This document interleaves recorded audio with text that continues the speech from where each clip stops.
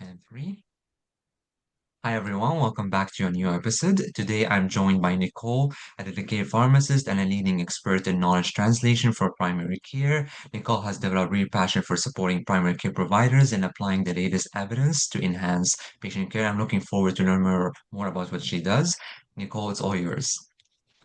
Well, thank you so much, Mata. I'm so excited to be here and have the opportunity to discuss academic detailing that I'm so passionate about. Awesome, thank you so much. So let's start from the very beginning. So what is academic detailing? Yeah, it's a great question. So, academic detailing is interactive educational outreach to deliver evidence-based information and practice guidelines on specific topics. Basically, I have one-on-one or small group discussions with clinicians about a clinical subject. It's not a presentation, but an interactive conversation. Every discussion is very different. Some clinicians will look at the material ahead, or maybe they'll run a patient list and they'll come up with a bunch of questions. And we just spend the whole time going through their list of questions that they have for me. And other clinicians will be like, you know what, I know there are new guidelines, just tell me what's new, and they'll kind of chip in and ask questions along the way. Kind of think about it like what drug reps do. They meet with providers to understand the needs, and then they fill in the pieces of information that match that clinician's needs. And they also give the supports, often in the form of samples or supporting programs. It's fast, direct, and offers the clinician an opportunity to ask the questions right on the spot and get those answered quickly. With academic detailing, though, the big difference is there's no affiliation with a product or company. We have nothing to gain from any change other than a mutual shared interest in patient care. Clinicians do really appreciate the information being tailored to their specific practice and the practical tips and chances to get as many of their questions answered as they want. And it's more flexible and individualized than even the best webinar or conference. So, this approach has actually been studied since the 1980s, and it's been shown to be very effective in enhancing patient care and changing provider prescribing trends. Awesome. And I know everyone has a different journey, but how does someone become an academic detailer? Yeah, so there are a few different ways that this can happen, but there's a very specific framework for the approach to academic detailing combined with different communication strategies that make it so effective and well received. So the most common way that people become an academic detailer, to my knowledge, is through the National Resource Center for Academic Detailing, or NARCAD. They're out of Boston, and they offer a basic training course to learn the framework. I happen to work for them as well as a facilitator. So I do train people around the world to become academic detailers, all virtually right now. It's been fascinating to learn about other academic detailing services and international healthcare systems through this role. Anyone can actually become an academic detailer depending on the service. So you can always train a good communicator on the specific content that you're trying to detail on. My academic detailing role is with the Center for Effective Practice, or CEP. They're a federal not for profit that specializes in knowledge translation. And because their academic detailing service is so comprehensive and pharmacotherapy heavy, they restrict their academic detailing service to pharmacists as detailers. Amazing. And I know it differs from topic to topic, but like, what's the general framework for an academic detailing discussion? Yeah, so this starts with an introduction, just like any other conversation.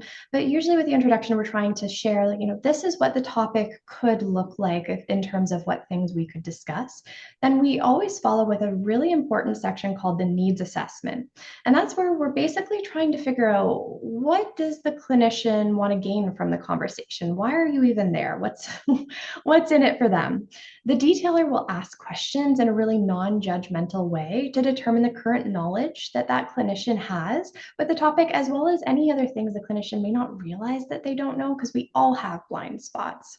So, for me, for example, with our insulin topic, I might explain that I've met a lot of clinicians that are not comfortable with starting insulin at all, and they will refer anyone that needs to start on insulin to the appropriate team.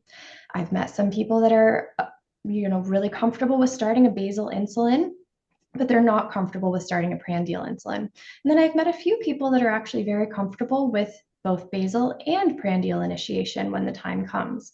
And then I'll ask the clinician, where does that kind of align with your current comfort level? And I'll streamline the information to where they say that their current comfort is and where they're hoping to grow. Then we will dive into that content related to any of the questions they have there, always coming across from a point of curiosity. I'm not quizzing them. I'm just really curious what's working for you, what's not working. And we'll see if there are any barriers to them making the changes that we're talking about and tease out some of the potential solutions along the way. When that's all settled, we summarize the changes, close up any follow-up items. So I might say, you know what, I didn't know all your answers to the questions. Let me get your email address so I can send you a summary and I'll get back to you with the follow-up items that I didn't have answers to in the next couple of days. And if possible, I'll try to book my next appointment out the door. And again, all of those communication strategies in that basic training are kind of throughout the entire conversation. Oh, my next question is actually a typical one. So, what first drew you into academic detailing? Yeah, it's such an interesting thing. I think it really was just the signs and circumstances all led up to this career for me, and I'm so excited. Um, I was at the end of an inpatient mental health pharmacist contract position when an old colleague approached me about this academic detailing position. And she said that she'd done a similar role a few years prior and thought that I would be a really good fit. So I had learned about academic detailing in school and I was really intrigued. I really loved learning. I was always the kid in class asking all the questions and I knew I wanted to be a lifelong learner and it just seemed like with this role I could get paid to learn and do some teaching too about things that I was potentially passionate about. So I applied. And then I just happened to be at a conference where a physician was presenting and describing the upcoming launch of the academic detailing service I just applied to. And the way he spoke about what the service was going to be and just hearing how passionate he was, I just knew that I wanted to be a part of it and to work with him. Luckily, I got the interview, and that's when I met the amazing Lauren Regier. And for anyone that doesn't know Lauren Regier, he is the one that started RX Files. He is the man that really just started a whole movement in knowledge translation. And he also led their academic detailing service for RX Files. He was going to be the lead for the Ontario academic detailing service. I met him at the interview and I didn't care if I got the position. I was just so honored to be in the same room as him. Luckily, I did get the job and here we are. Oh, that's amazing actually to be in face-to-face contact with someone who's behind RX Files. I really like that platform. It's very beneficial for like for pharmacists and of course for pharmacy students. I really appreciate the person who founded the idea. Yeah, I'm glad that it's still popular because it's so amazing. Yeah, definitely. So moving on to the next question is, which topics get the most interest or like toughest conversations when you meet with clinicians? Yeah, so this is a tough kind of longer answer, I think. So, first of all, we're on our 15th topic. Since 2018, we've been kind of going through topics really, really well. And I'd say all of our topics have had interest. It's just some have landed with certain clinicians more than others, and not everyone signs up for every topic. I say most people do try to do every topic, though. So our most recent topics have been ones that clinicians have been getting a lot of questions about from their patients. So things like pharmacotherapy for obesity, ADHD in adults, and we're just about to launch menopause. So these have generated a lot of interest because clinicians are navigating some gray areas, but they're also in a position where the patient may feel very strongly about information that they've come across themselves. So we're not only helping clinicians with the clinical content, but also with how to support patient-informed decision making, which is really tough for everyone and a little bit new for a lot of people. So we always try to build in talking points with patients, handouts, and try to support an easy way of having those conversations with patients, including the pros and cons of diagnosing and treating versus not diagnosing, not treating. And really, at the end of the day, what that means for patients and what you can do with that information. So really making sure everyone sees that we're all aligned, we're all hoping for the best for patient care goes a really long way. And then clinicians book with me because they're trying to help their patients. Sometimes they've already come up against challenges that they haven't been able to resolve. With our pharmacotherapy for obesity topic, drug coverage is a huge barrier since none of the agents that are recommended for pharmacotherapy are covered under our Ontario Drug Benefit Formulary unless the person also has diabetes. This is a huge barrier to care, and I can't wave my magic wand and fix it, unfortunately. What I can do is talk about cost comparison, the eagerly anticipated cost changes with biosimilar products coming to the market in the near future, and then some potential non pharmacological options and resources. And sometimes I find that clinicians like that reassurance and knowing that they're already doing everything they can and they haven't missed anything. And then with our deprescribing topics, we were talking about opioid deprescribing and benzo deprescribing. I learned it's really important to acknowledge that sometimes change is really hard. If it was easy, they'd be doing it already. So, giving strategies for deprescribing really wasn't enough. Empathizing that it's not easy and that there are other ways to enhance patient safety was really critical in the event that we were not able or the provider was not able to deprescribe. So, rather than just saying, like, hey, here's how to deprescribe, good luck, you can do it, that really wasn't showing that I had any awareness of the challenges and the barriers and kind of the nuance of the scenarios of, well, we still need to manage the pain. And there's a lot more to it than just the deprescribing. So we need to make sure that clinicians understand we are attuned to their challenges and empathizing and saying, you know what, it isn't easy. And here's one way you can approach it. And here are some talking points. But in the long run, as long as you're kind of moving that needle or finding other ways that you can create patient safety scenarios, we're all helping for the best of patient care. Oh, that's amazing. So, reflecting on your experiences so far in your role, what would you say is the biggest barrier you have faced in a academic detailing visit? Oh man, that could be that could be a lot of different things. Um, so I guess I've had a couple of detailing appointments where the providers double booked themselves with other errands. Um, So I detailed someone over the phone when they were waiting for their tires to be changed. And I had another physician who was waiting in line for their passport, and they said we had as long as they got until they got their ticket number called up, and that no clear end time for that. They didn't know when it was going to be. So this is tricky for a number of reasons, including that they have no way of seeing the reference material that I usually use for teaching aids. So the clinicians did both want to proceed, though. I offered to reschedule. They said, no, this is a really good way to pass the time while they were in line. So we were able to do it over the phone. I answered all of their questions, and I obviously shared all of the information with them in an email for follow-up, and just try to be really flexible. That's kind of one of the keys to detailing is thinking on your feet and being as adaptable as you can. Oh, amazing. That's actually an effective time management skill. Um, all right. So, can you share a time when a detailing visit really made a difference, like to either a patient or a provider? Oh, I love this question. I wish I had more specific examples. Our detailing visits are very confidential, and to be honest, I don't always hear what happens after I leave. So I can say that many times clinicians are really proud to tell me after a detailing discussion that they had finally prescribed that new medication that only the specialists were doing up until then, or maybe they referred to a new resource and had really good uptake, or used a new handout, or tried some different monitoring parameters.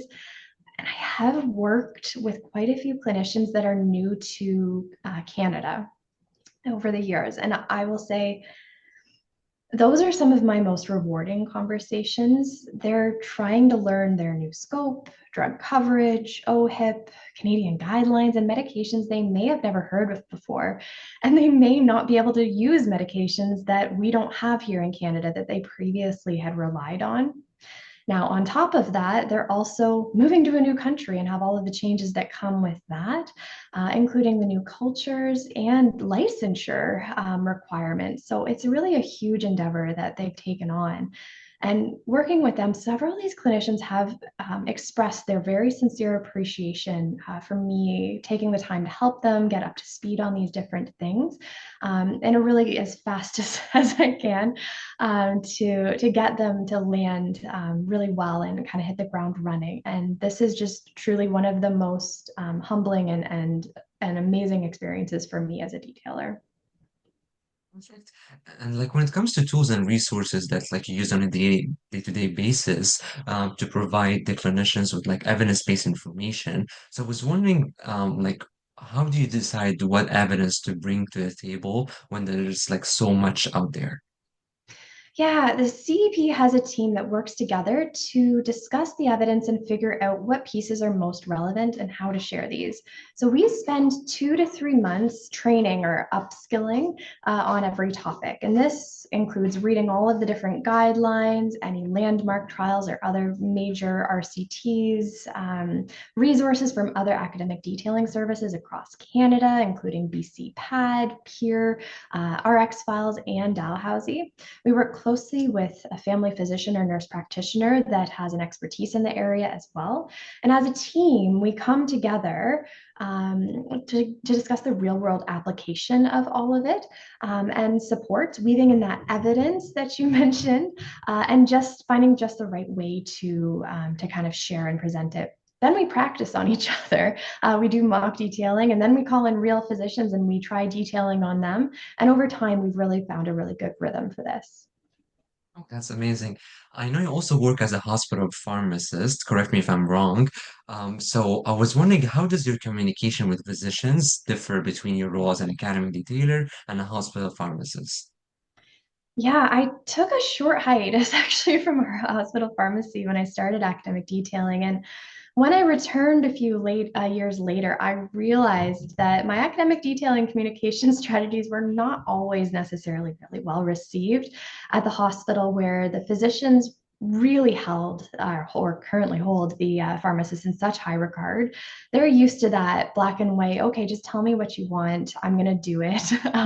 What dose are you recommending? What drug are you recommending? Rather than the approach of me asking, how do you feel about this? And what, what would you think about? They really just want the black and white. So I've had to sort of shift and adapt back to the way that works really well in that hospital pharmacy practice. Amazing. And would you say there is like any particular communication or teaching skills that may transfer well to the academic detailing role, like based like reflecting on your experience as a hospital pharmacist and a preceptor as well? Yeah, yeah. So much of what we do, it has strong ties in motivational interviewing, if you've ever heard of that, and brief action planning too. It's very similar to smoking cessation counseling. And they really just, those techniques have such a broad application outside of smoking cessation and academic detailing, just regular day-to-day communication, or even communication from like with your friends or family members. So the biggest thing is to consider the other person's perspective and make sure you're listening enough. Amazing. And how would you describe how your role as an academic detailer like changed, how has it evolved over the years? Yeah, it's evolved quite a bit actually. So when I was first hired in 2018, the service was 100% in person and for family physicians only. We had fairly narrow topics, so we were talking about opioid tapering, prescribing, all that sort of stuff. Then we switched to virtual detailing through the pandemic, and we had to adapt our styles quite a bit. And it's often harder to build connections virtually than it is in person.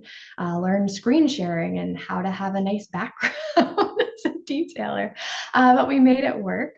It was really hard when clinicians wouldn't turn their camera on, but they finally got the hang of it, and most of them know that that's part of it now. And then we started detailing nurse practitioners, and our topics started changing into more chronic disease management, which had a little bit more of a nuance to it. Now we're doing hybrid detailing in person and virtual. We've started to accommodate small group sessions as well as the one-on-ones. And the small group sessions are even a bigger challenge because we have to moderate, not only just have that one-on-one conversation, but sometimes you'll be in a practice where they're all doing different things and they all have very different needs and questions, and it's just a rapid fire question and then they start talking to each other and you're sitting back watching them solve things themselves. So that's been really interesting to learn to navigate. And the last thing that we're doing now is leaning into teaching family medicine residents. So I have partnered with the Thames Valley Family Health Team pharmacists that also detail with us, and Dr. Dan Leger to incorporate innovative and interactive teaching strategies with the Western Family Medicine program as a way of trying to hybridize academic detailing with postgraduate education. And we're just having so much fun with that so far. Oh, that's fascinating for sure. And speaking of the a nice background, I really like your background, especially the mortar and pestle at the back. Oh, thank you. Good You're eye. welcome. So, heading to our final question, if you had to sum it up, what makes a great academic detailer stand out? Yeah, great communication, really key. Empathy and respect, and a good appreciation for and understanding of the challenges and solutions within our healthcare system. My training facilitation mentors taught me that academic detailing, in it, you're a bit of a teacher, a bit of a coach, a bit of a mentor, and a bit of a friend. Clinicians may share stories with you of challenges that are really, really tough, and allowing them space and a safe space and a trustworthy space to have that conversation, and then resources and trustworthy information is really, really such an honor to be a part of. And I take that honor and privilege very, very seriously. The fact that I know they are extremely, extremely, extremely busy, but they've deemed me worth their time is very, very humbling. I've gained a lot of respect over time, and I take that respect really seriously in terms of the information that I'm sharing, making sure that it's of the highest quality. Oh, that's amazing. Just a final additional question. So given that like I'm currently a pharmacy student, I was wondering what I want to say like recommendations or suggestions do you have for pharmacy students who are about to graduate or like in the middle of their pharmacy journey? Sure. Yeah. So, as you know, I also was an RCC for the University of Waterloo. So I worked with pharmacy students. I had pharmacy residents when I was working previously in hospital pharmacy. And I always say, try your best to keep an open mind for opportunities. There's learning everywhere, even if it's not the lesson that you think you want to learn or you expect is going to be happening. There are always learning opportunities.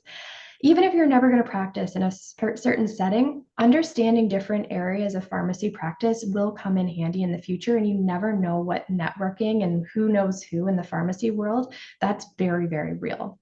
Communication strategies and understanding processes, those all translate from one area of pharmacy to the next. And I mean, I worked in a frozen vegetable factory before I was in pharmacy school. And what I learned was I like writing operation manuals and training new staff. And look where I ended up is writing some content and training new people. I also know which frozen vegetables are the best ones. So I always look for those learning opportunities, and I'm sure there are lots of other strategies out there, but I know we only have so much time. Yeah, for sure. Amazing. Thank you so much for this insightful advice. And thank you for taking us like through your experiences as an academic detailer. I really appreciate it. Thank you so much for the opportunity to connect and share the information. I'm so passionate about it, and I hope your viewers find it interesting. Thank you.